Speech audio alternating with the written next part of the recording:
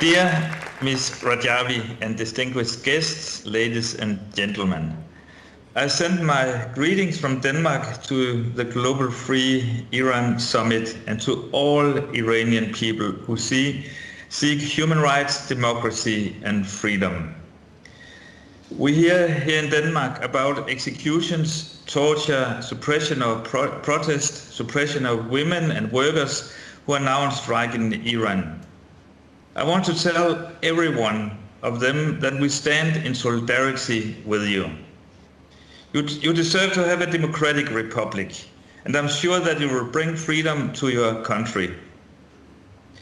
We all know that the recent election in Iran was not a free election, and the man who became president is responsible for the massacre of political prisoners in Iran in 1988.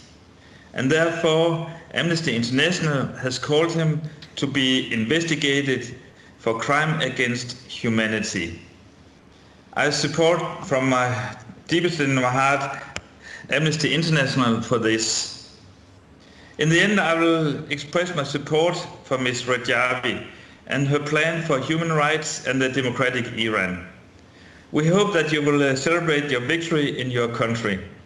And I wish you a successful summit for free Iran. Thank you.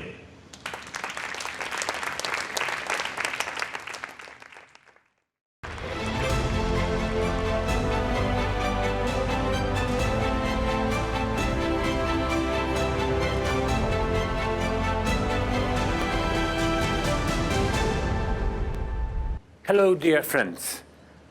Unfortunately, this year I'm able to join your important meeting only via internet because of the current situation in the world, but I would like to express at the very beginning my full support for Mrs. Rajavi and all the democratic forces in Iran fighting for free and democratic country. As it is very important to notice that in the recent time the Iranian regime is becoming more and more aggressive.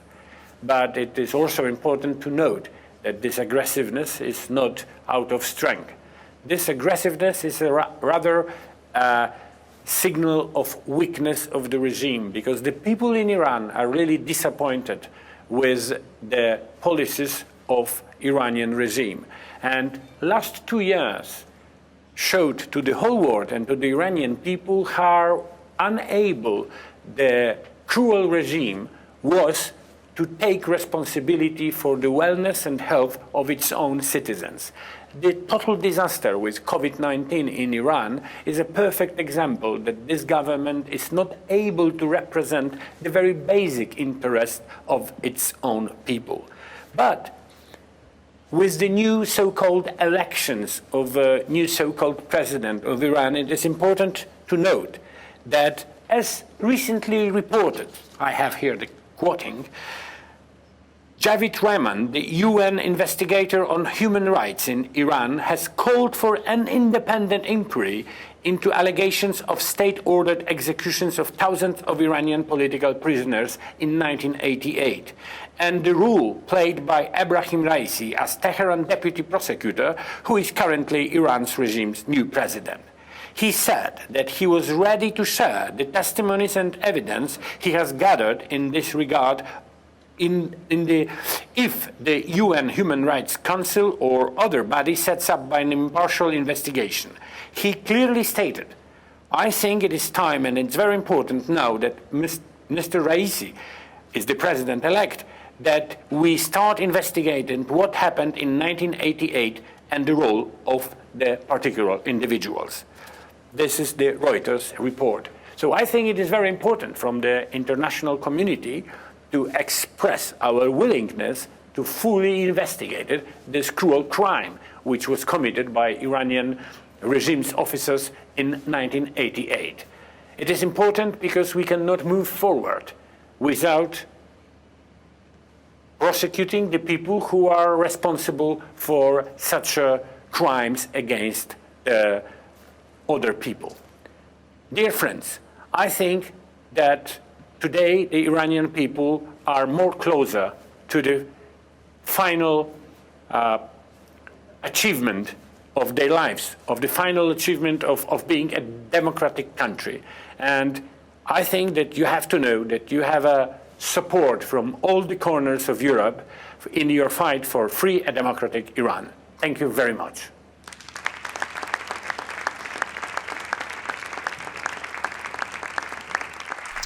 My name is Rob Michel MP from Melbourne, Australia. I'm a member of the Australian House of Representatives. I support the Free Iran World Summit 2021. I believe that all people should have the right to choose their government, not one forced upon them. And I want to see an Iran that celebrates the rights of children, the rights of women and the rights of workers. Iran should be a free and democratic country. In the last election, the Iranian people showed very clearly they are after a regime change for a glorious future. People should have the right to free elections, the right to freely express their views and to be heard by their government. I want to see an Iran where there is a freedom of religion, peace and friendship in the region. Iran must support the Universal Declaration of Human Rights. We support the Maryam Rajavi 10-point plan for a free and democratic Iran. I'm pleased to give encouragement to the proud and brave Iranians who are not only dreaming of an Iran where the full and equal rights of people are respected, but are willing to work towards it in a peaceful way. We believe Australia should be forthright and honest about human rights violations in Iran. Salom ba kanun shireshi.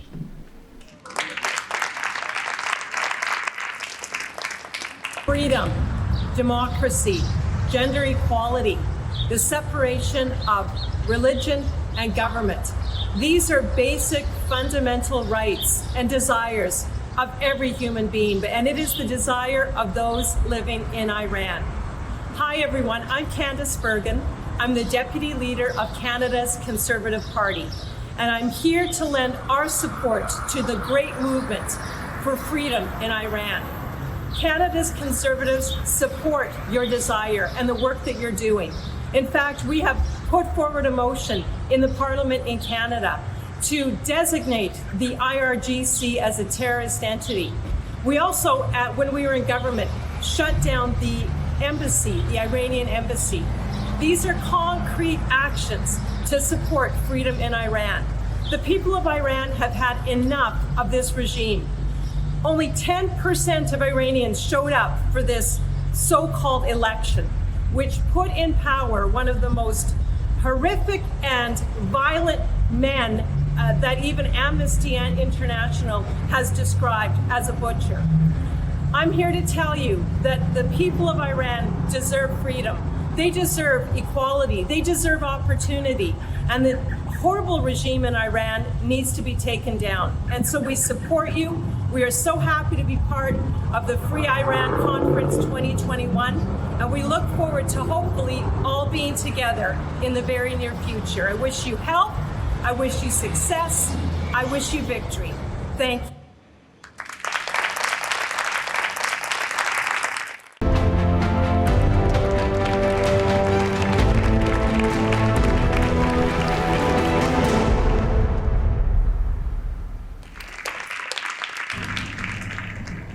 Con l'elezione di Ebrahim Raisi, l'Iran, il suo regime, ha gettato la maschera. Mentre l'Europa, altri paesi occidentali hanno usato la politica dell'appeasement, la stessa che si usò negli anni 30 per Hitler, il regime è stato sempre più feroce nella sua repressione e nel portare a gravissime difficoltà tutto il grande popolo iraniano. Bisogna smettere con la politica dell'appeasement, prendere atto che a Teheran c'è un regime cosiddetto teocratico che non ha alcun principio se non quello di aumentare il suo potere. È un regime che finanzia il terrorismo, è un regime che minaccia di distruzione stati riconosciuti dalle Nazioni Unite, che reprime in modo gravissimo i diritti di tutti gli iraniani, in particolare delle donne. È un regime che non rispetta gli accordi internazionali sul nucleare e di questo l'Occidente deve assolutamente tener conto. L'Occidente deve smettere di fingere di credere che quella dell'Iran sia una vera democrazia e deve prendere atto della situazione reale, deve dare il giusto riconoscimento alla resistenza iraniana, quella guidata da Mariam Rajavi, una resistenza che sta pagando anche adesso il suo tributo di vite umane, di persone in carcere, di persone che sono private dei loro diritti, che sono perseguitati anche all'estero. Abbiamo persino avuto in Europa l'episodio di un cosiddetto diplomatico iraniano che ha partecipato a organizzare attentati che coinvolgevano non soltanto iraniani in esilio, ma anche importanti politici di altri paesi dell'Europa e degli Stati Uniti. Io confido che con l'impegno dei paesi liberi, con l'impegno della resistenza guidata dalla signora Mariam Rajavi, potremo presto essere insieme in piazza Azadi a festeggiare un Iran libero, un Iran che è nella comunità internazionale con tutto il prestigio che la sua storia e la grandezza del suo popolo meritano.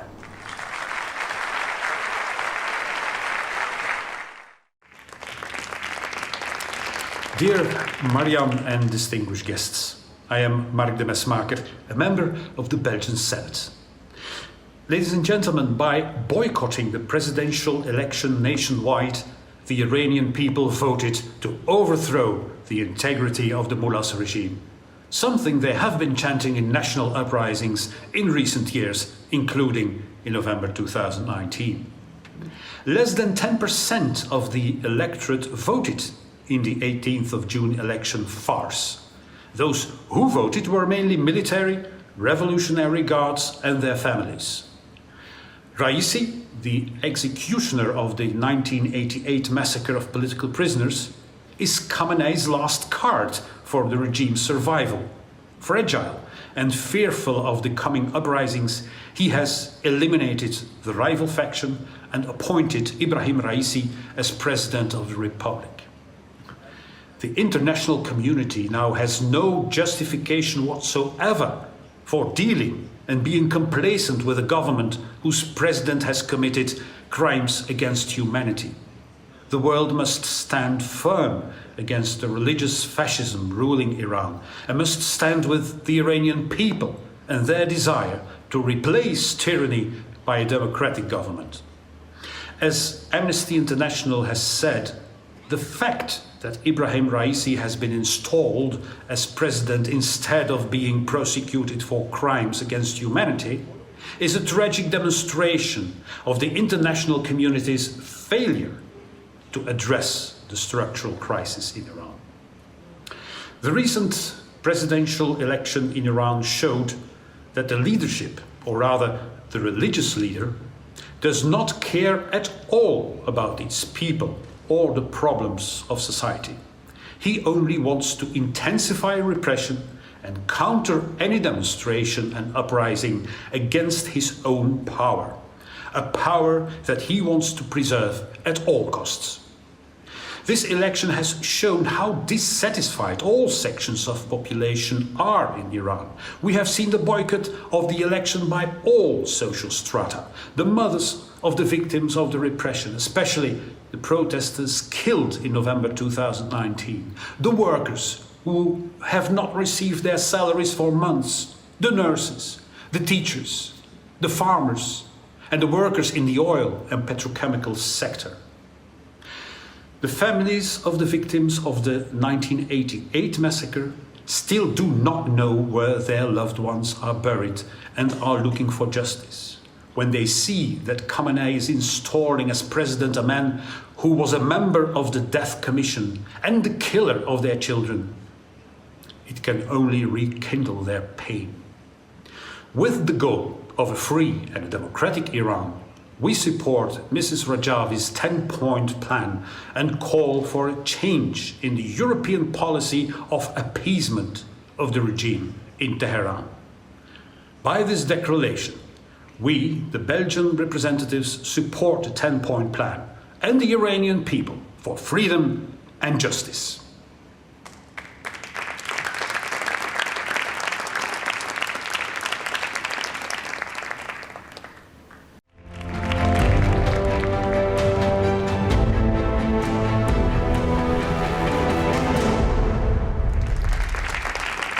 My name is Els van Hoof. I'm a Belgian MP, and I'm also president of the Commission of Foreign Affairs in the Belgian Parliament. Iranian women are deprived of more and more of their rights by the country's regime. Discrimination against women is entrenched in Iranian law and practice. And the situation is even worsening during the pandemic. Iran is at the bottom of the global gender gap index of the World Economic Forum and has even dropped 10 places in 2 years' time.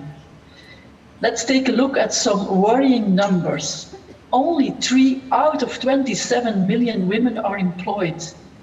Iranian women's income constitutes only 18% of that of men. Women are constantly being discriminated in their daily life. A husband can forbid his wife a profession. These are fundamental rights that are violated by an oppressive regime. And it is my deepest hope that change will come.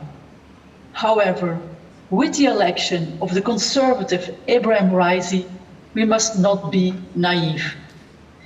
I think our government in Belgium, as well as the EU, should play a more active role in supporting Iranian people's struggle for their rights. Our relations with Iran must be conditional on improvement of human rights and women's rights. I will keep playing my part by questioning our Foreign Affairs Minister to keep up the pressure. To conclude, I would like to express my support of the declaration in support of freedom and democracy in Iran, and also Mariam Rajavi's 10-point plan. Together, we will continue our common struggle towards justice, human rights, and democracy in Iran. Thank you very much.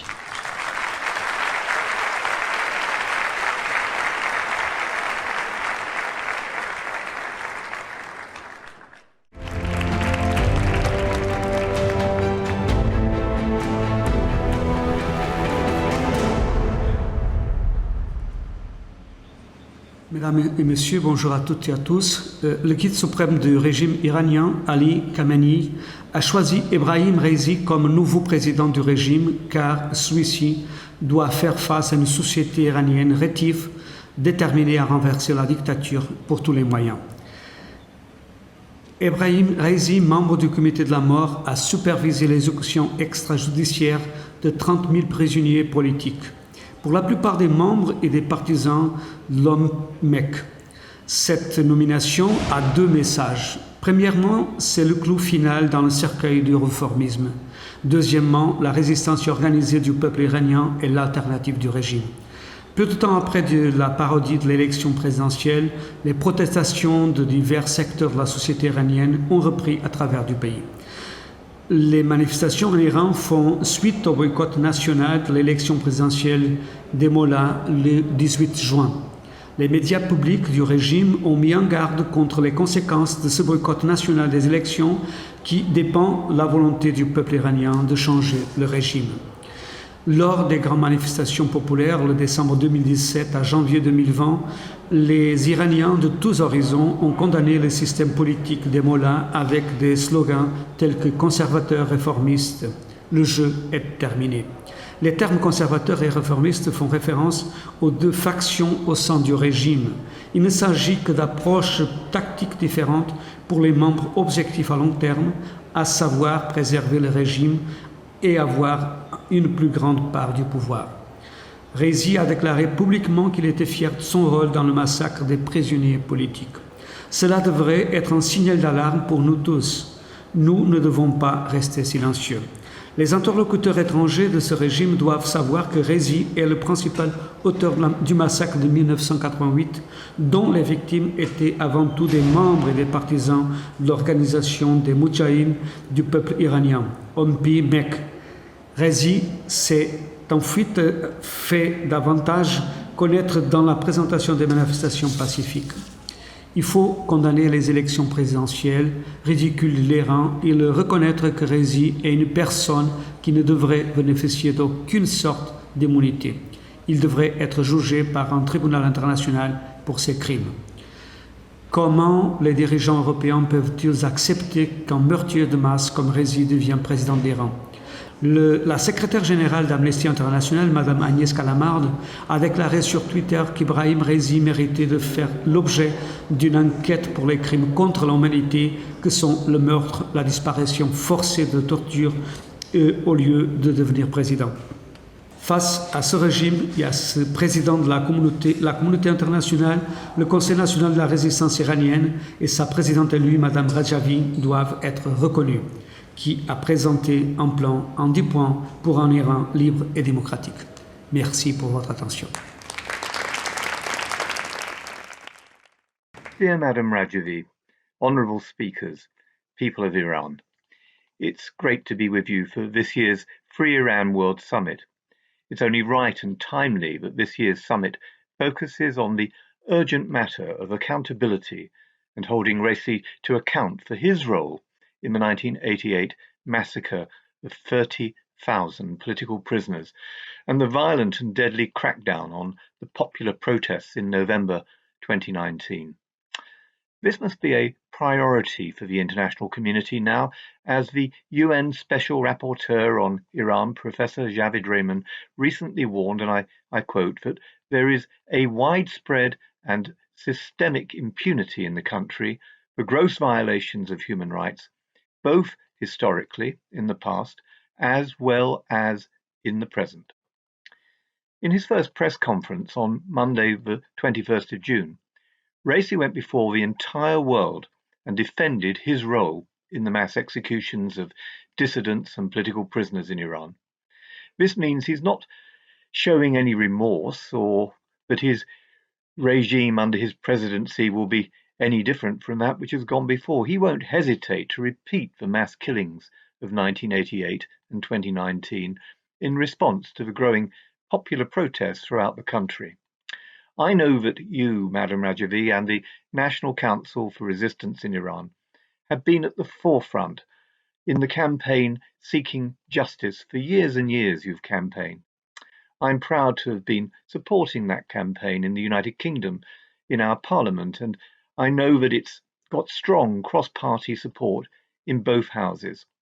Together, we've made great progress towards justice and ending impunity for the regime's officials like Rezi.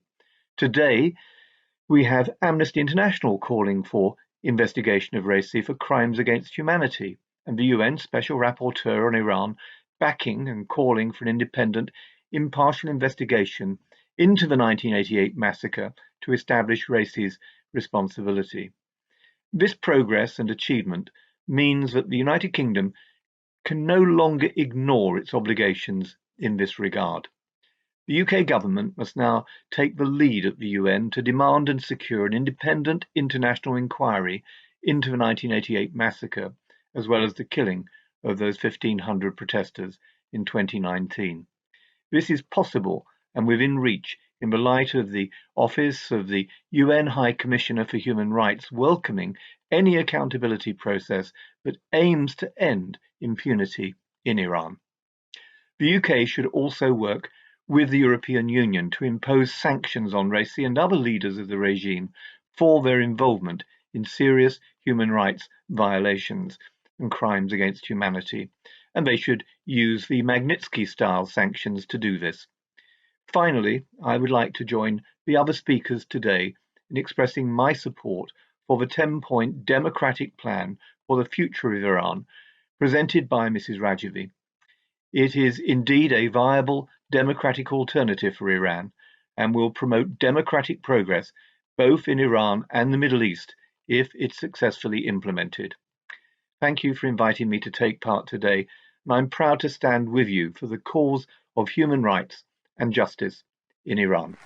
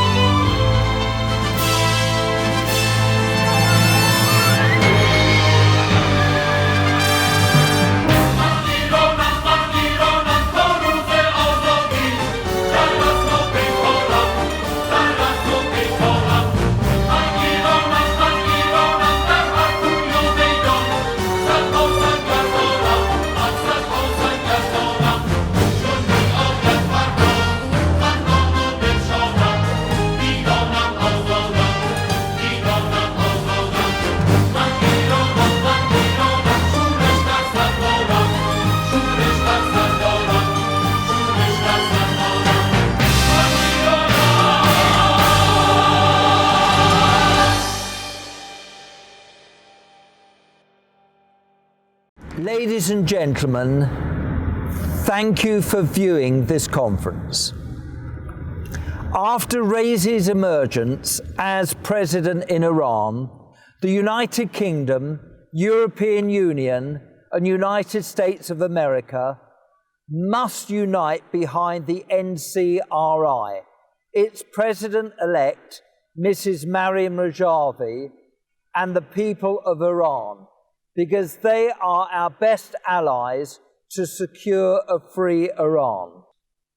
So, ladies and gentlemen, today I'm delighted to announce that so far over 100 of my colleagues have signed a very strong statement on Iran, and here it is in the Red Book from the House of Lords and the Green Book from the House of Commons. And this statement rejects the brutal religious dictatorship in Iran and supports the Iranian resistance and Madam Rajavi. So let me read parts of this statement signed by 102 members of Parliament and members of the House of Lords. We believe the missing piece in our policy is disregarding the objective conditions in Iran and the yearning of the Iranian people for freedom and democracy.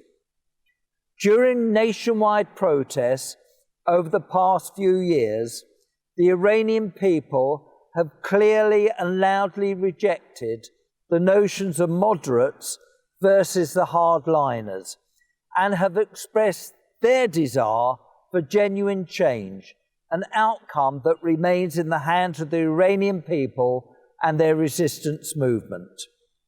We believe that the 10-point plan outlined by President-elect of the NCRI, Mrs. Rajavi, and her cause for the establishment of a republic in Iran based on free and fair elections, separation of religion and state, gender equality, non-discrimination against religious and ethnic minorities, and a non-nuclear Iran deserve our support.